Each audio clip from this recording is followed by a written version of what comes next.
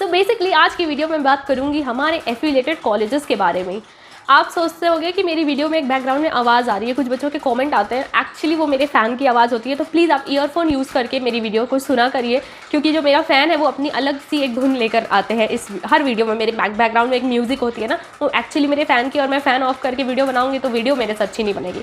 So basically बात करते हैं हमारी वीडियो की, जो है affiliated college of Banaras Hindu university Rajiv Gandhi south campus पे मैंने वीडियो प्रोवाइड की थी, और वो उसकी लिंक भी डिस्क्रिप्शन बॉक्स में प्रोवाइड की है। उसमें मैंने फीस स्ट्रक्चर वगैरह, फैसिलिटी वगैरह बताई है। अब बारी है हमारे एफिलिएटेड कॉलेजेस की। वीकेएम वसंत कन्या महाविद्यालय, वीसीडब्ल्यू वसंता कॉलेज फॉर विमेंस, एएमपीजी आर्य महिला पीजी कॉलेज, एंड लास्टली आपका आता है डीएवी, जो कि कोएड कॉलेज है, बॉयज़ और गर्ल्स दोनों के लिए है। ये सारी लोकेशंस मैंने मतलब डिस्क्रिप्शन बॉक्स में प्रोवाइड की है। ये सारे कॉलेज बनारस में स्थित है, कुछ अलग अलग लोकेशंस पे बनारस में स्थित है, जैसे कि बीएचयू कैंपस से कुछ 5 किलोमीटर्स पे दूर है, कुछ 12 किलोमीटर्स पे दूर है। तो कुछ इस तरीके से कॉलेज जो है वो पूरे बनारस में ये चारों कॉलेज स्थित है।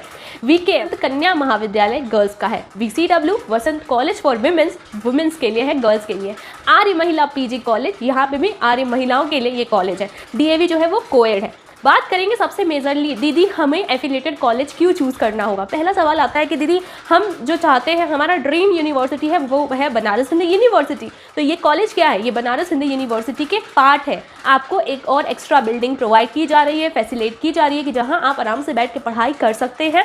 लेकिन यहाँ पे आपकी फीस स्ट्रक्चर मेन कैंपस के कंपैरिजन में ज़्यादा है। मेन कैंपस की फीस स्ट्रक्चर बहुत ही मिनिमल है, लेकिन अगर आप यहाँ पे एफिलिएटेड कॉलेजेस की फीस स्ट्रक्चर देखें तो वो बहुत ज़्यादा हो जाती है। तो आज इस वीडियो में मैं ये भी कवर करने वाली हूँ।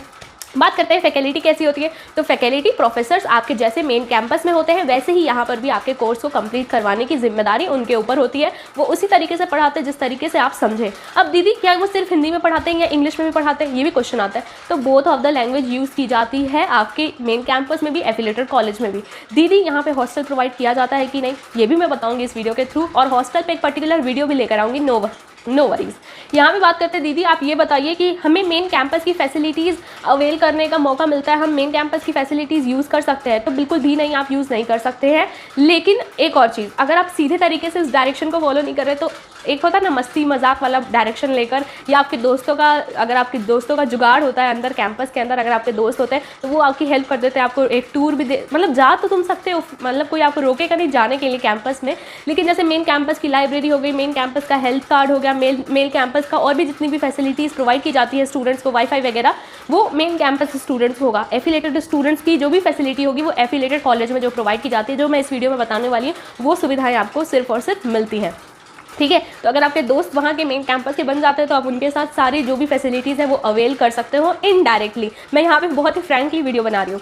अब बात करते हैं, क्या दीदी हमारे को ये बता दीजिए कि ये जो सेमेस्टर एग्जामिनेशन होते हैं या फिर रिजल्ट डिक्लेयर किया जाता है या जो डिग्री मिलती है, क्या वो मेन कैंपस की मिलती है। अरे हाँ, बीएचयू का अगर ये पार्ट है तो बीएचयू जैसा ही एग्जामिनेशन होगा। इवन आप एफिलिएटेड कॉलेज से जाओगे मेन कैंपस में एग्जामिनेशन देने, पेपर एक जैसा होगा, टाइम टेबल एक जैसा होगा, सिलेबस एक जैसा होगा, रिजल्ट एक जैसा होगा, और डिग्री भी एक समान ही आपको मिलेगी, कुछ भी डिफरेंस नहीं नजर आएगा। आप अपने घर परिवार में बोल सकते हो कि आप बनारस हिंदू यूनिवर्सिटी में पढ़ रहे हो। एफिलिएटेड कॉलेज एक तरीके से आपको एक बिल्डिंग प्रोवाइड की गई है, एक्स्ट्रा स्टूडेंट्स के जिनके मार्क्स कम है उनको एक बिल्डिंग प्रोवाइड की गई है, उनको डिफरेंट प्रोफेसर्स प्रोवाइड किए गए हैं। फैसिलिटेट किया जा रहा है कि हाँ आप बनारस हिंदू यूनिवर्सिटी के ही छात्र और छात्राएं हैं।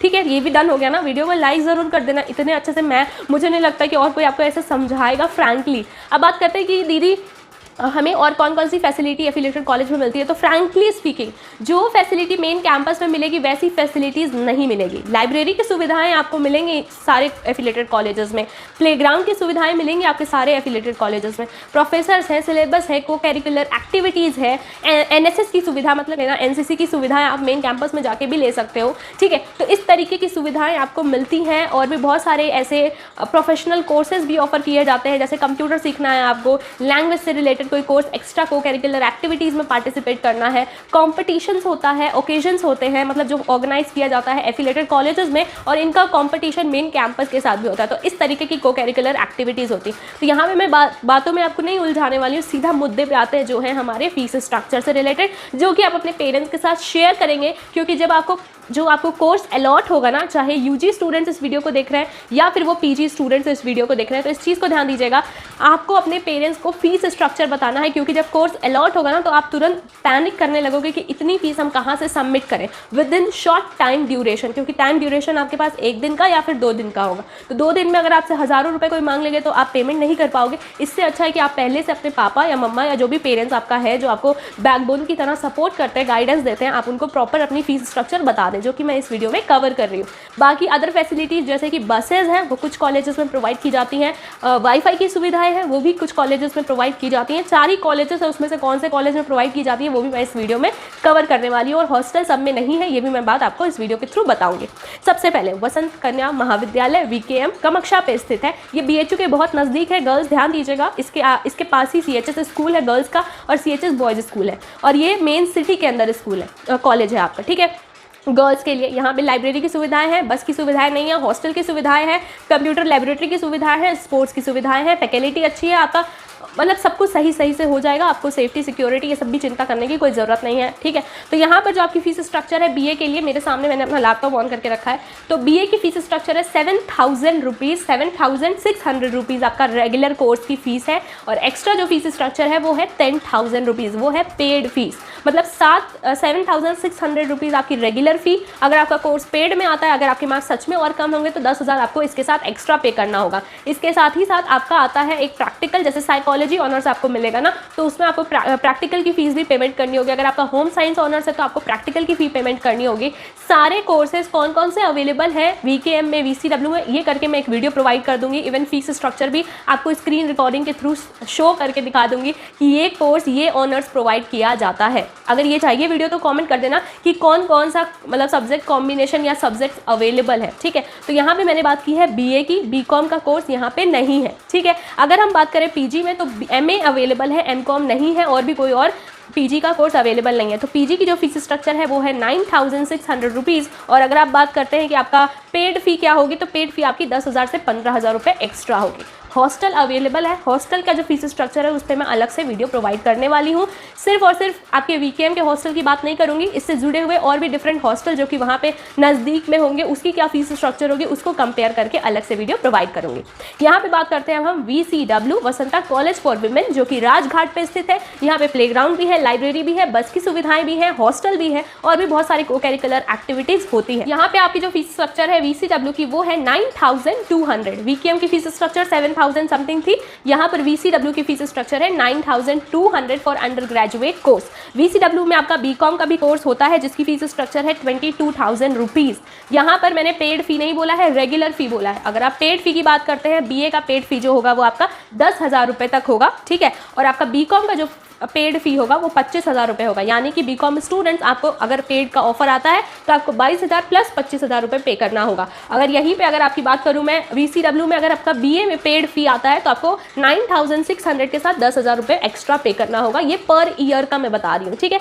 बाकी कोई और डाउट हो तो कॉमेंट सेक्शन में ज़रूर मैंशन करना। अब हम चलते हैं AMPG आर्य महिला PG कॉलेज। यहाँ पर आपको प्लेग्राउंड है, लाइब्रेरी है, फैकल्टी अच्छी है, आपको हॉस्टल की सुविधाएं नहीं है, बस की सुविधाएं हैं। मतलब आप बनारस में कहीं पे भी घर ले लेते हो या फिर रेंट पे हॉस्टल ले लेते हो, जहाँ पे भी आप रहोगे आपको वहाँ पे बस की सुविधाएं मिल जाएंगी। उसकी फीस स्ट्रक्चर अलग होगी। और प्राइवेट हॉस्टल से रिलेटेड वीडियो चाहिए होगी कि बनारस का फीस स्ट्रक्चर कैसा है प्राइवेट हॉस्टल को लेके, तो वो मैं वीडियो आप लोगों को अलग से प्रोवाइड करूँगी, है ना, जिसमें मैं हॉस्टल की डिफरेंट कॉलेजेस में जो वीकेएम में हॉस्टल है, VCW में हॉस्टल है, तो उसकी फीस स्ट्रक्चर क्या है वो भी मैं अलग से आपको वीडियो बना के प्रोवाइड करूँगी पर ईयर के हिसाब से। AMPG की बात करें तो AMPG में आपका 10,800 रुपीज़ आपका रेगुलर फी, 10,800 रुपीज़ आपका रेगुलर फी है। इसके साथ अगर आप पेड फी की बात करें तो 10,000 रुपये आपको एक्स्ट्रा पेमेंट करनी होगी। ऐसे ही यहाँ पे बीकॉम का भी कोर्स है जहाँ की जो कि AMPG की फीस स्ट्रक्चर है 22,000 रुपीज़। और यहाँ पर अगर आप अपना देखते हैं पेड फी कितना है तो वो है 25,000 रुपये। यानी कि आपका बीकॉम का अगर रेगुलर में एडमिशन हो रहा है तो 22,000 देना होगा। अगर रेगुलर प्लस पेड में अगर एडमिशन हो रहा है तो रेगुलर और 22,000 और 25,000 आपको दोनों मिला के पर ईयर के हिसाब से देना होगा। मैंने सब कुछ क्लियरली बताया है। अगर आपका फीस स्ट्रक्चर रेगुलर रेगुलर है तो वो 8 से 10 हज़ार के बीच में होने वाला है ग्रेजुएशन में। अगर ये आपका पेड फी जाता है, मतलब पेड में जाएगा, तो वो 25 से 30 हज़ार रुपये या फिर 10 से 25 हज़ार रुपये के अप्रॉक्सीमेटली आपको एक्स्ट्रा में पेमेंट करनी होगी। अब बात करते हैं हमारे डीएवी की। हाँ, अभी मैंने एएमपीजी में आपको पीजी कोर्स के बारे में नहीं बताया, तो यहाँ पे बीएड है, एमए है और एमकॉम है। ऐसे ही वीसीडब्ल्यू में बीएड है, एमएड है और एमए है। तो इस पर पीजी से रिलेटेड जो फीस स्ट्रक्चर है मैं पीजी के कोर्स वाली जो वीडियो बनाऊंगी तो उसमें और अच्छे से एक्सप्लेन कर दूंगी। अब आते हैं हम डीएवी में। तो डीएवी की बीए की और बीकॉम की जो फीस स्ट्रक्चर है वो है आपकी 10,322 रुपीज़। 10,322 रुपीज़ जो है वो बीए की भी है, बीकॉम की भी है, रेगुलर फीस। और अगर हम पेड फी की बात करें तो पेड फी है आपकी 25,000 रुपये, मतलब 10,000 से लेके 25,000 रुपये तक। समझ आ रहा है ना। डीएवी की जो फीस स्ट्रक्चर है वो 25,000 rupees for BCom and 10,000 rupees for BA, यानी कि ये पेड है।